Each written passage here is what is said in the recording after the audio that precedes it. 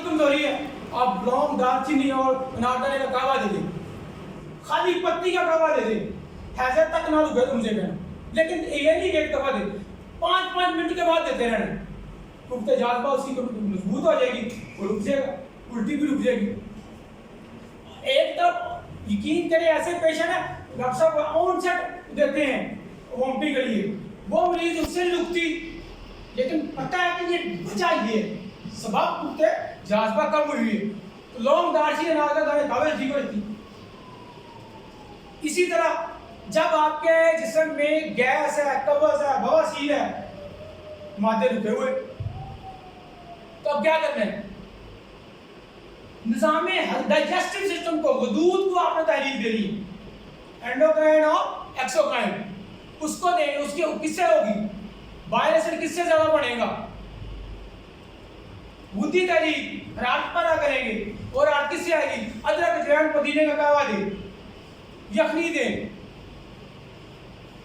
उस सबसे बड़ा ये उसको एक दिन का नागा करा दे, फाका करा दे, वाला खाना उस पर ठीक हो जाएगा। और लेकिन जब तक वो बाकी चीजें इनटेक भी बंद नहीं करेगा जो कब्ज पैदा करती हैं, तो ठीक नहीं होगा। उसके बाद अगर कुत्ते हजम तेज हो गई है तो मरीज क्या होगा? मरीज की अलामतें क्या होगी? इसहाल होंगे, मरोड़ लगेंगे। इसहाल में और मरोड़ में फर्क है, आपको पता है।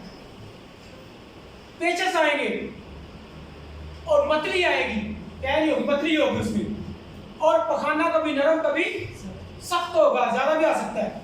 इसमें भी कब्ज हो सकती है, लेकिन स्टूल्स में नरम रहता है। जिसम भी आपके नब्ज देखेंगे तो 3 उंगली पे, 4 उंगली पे, इससे भी ज्यादा हो जाएगी। उस सूरत में आप क्या करेंगे?